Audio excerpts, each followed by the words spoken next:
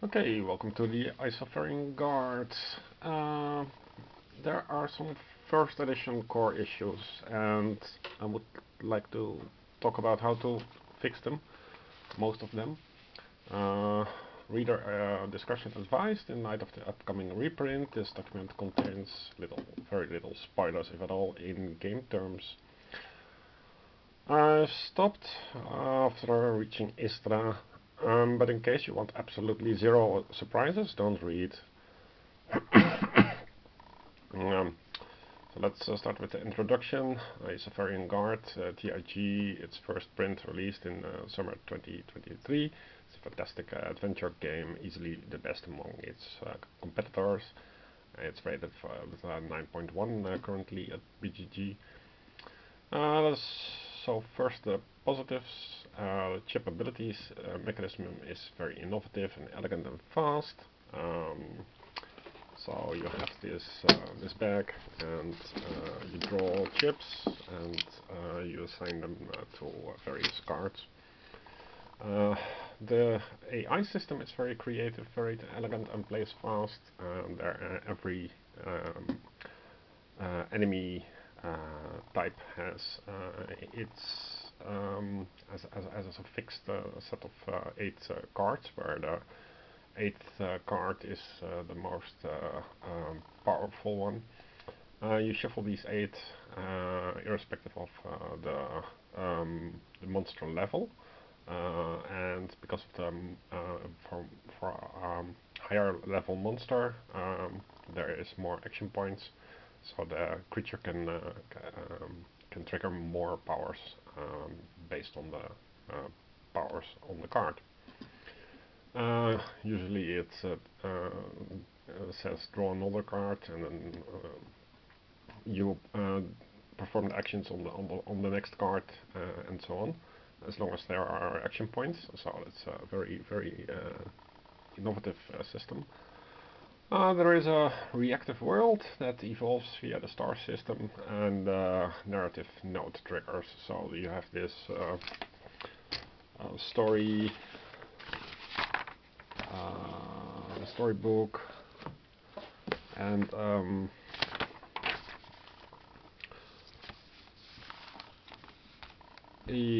once you finish a chapter, there is usually an end boss. After defeating the end boss,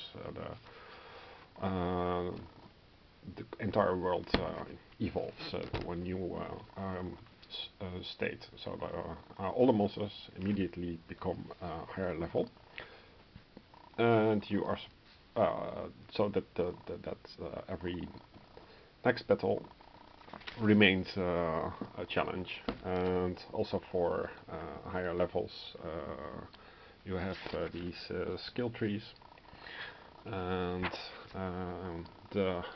once you go to the next chapter, so that's first chapter, second chapter, third chapter, and fourth chapter, it unlocks extra skills. So you are gated by the skill tree mechanism to not overlevel. I wish that this gating was done more consistently, but more on that later. Now the writing technique of writing from any participating guard's point of view is very strong. So the POV is how Grigory sees his world based from his. So it's during the tutorial section of the game, you'll control Grigory solo, and you see the world according to Grigory, and then the story switches between Alec and Grigory, and you see the world from Alec's point of view. So he sees an older guy, that's Grigory, and so on. The writing overall, so that's the fourth positive, is the writing overall. Quality overall is good, aside from the poor first half of the first book. as I discussed earlier. Many people are shocked, and that's a positive, well, positive and a minor negative. Many people are shocked by the first encounter difficulty, 2 guards of the or the assassin, and by failing the tutorial. Yeah, I think it's brave and very brave and very good decision and a strong signal.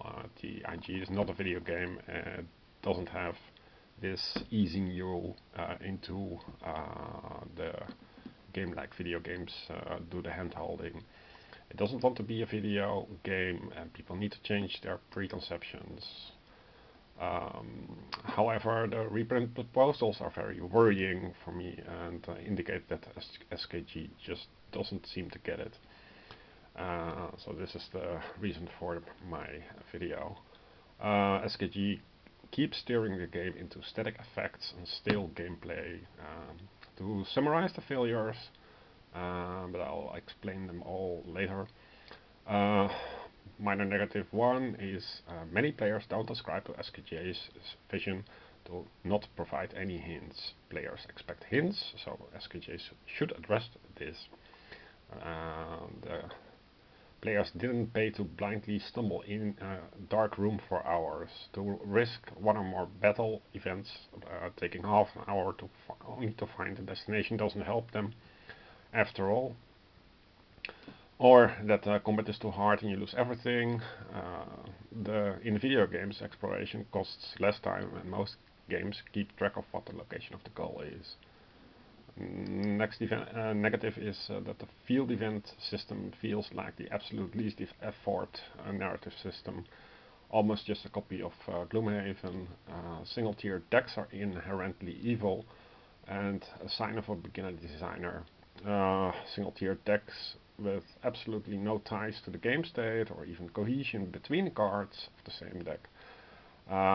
Static field events rewards will always feel unbalanced, too strong in early chapters and too weak in later chapters. Next negative is that bag content and probabilities are far too static. This bag stays the same for a long time. Some upgrades allow changes in the encounter bag, so that's the black encounter bag.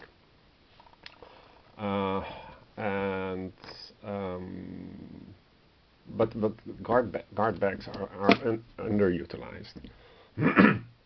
Having city districts with no meaningful topology.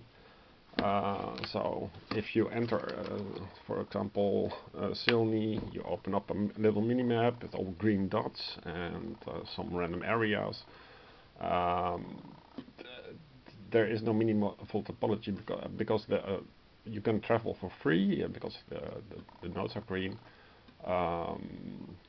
Non-events, so it feels like almost childish or naive.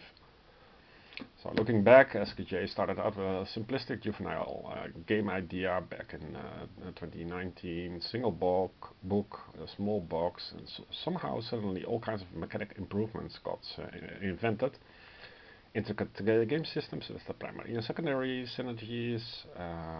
However, no matter the systems, Isofar clearly was a dead world.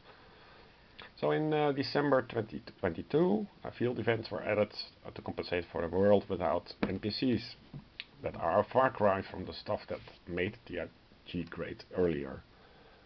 It's almost as if a genius came by in 2020 and in summer 2023 just left.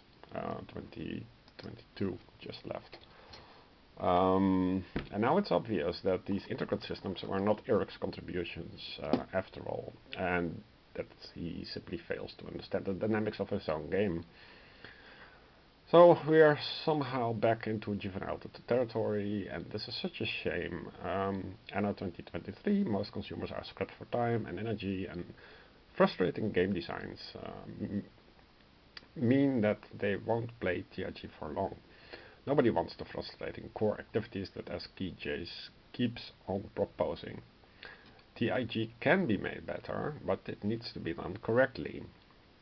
So to this end, I've taken the liberty of analyzing all the books, except for books 2 to 5, as well as studying all the comments on various social media posted, Reddit, Kickstarter, Discord, etc. And the result of this is over 30 main points that should be addressed in the future if we want this project to succeed. The points are organized as follows for the benefit of SKJ and fellow players, listing all the things that can be changed, sorted by immediately usable, what any owner can do right now without the dependency on decisions or releases by SKJ. Low-hanging fruit is what SKJ should be able to change before their reprint, targeted on September 2023, and I don't believe that's a realistic deadline. Medium hanging fruit is what may be fixed in 2024. Finally, future music contains pointers in case SKJ releases an expansion game for another continent, because Isofar is a continent in the world of Telios with more continents. So I will try to keep objective. So new game terms. I'll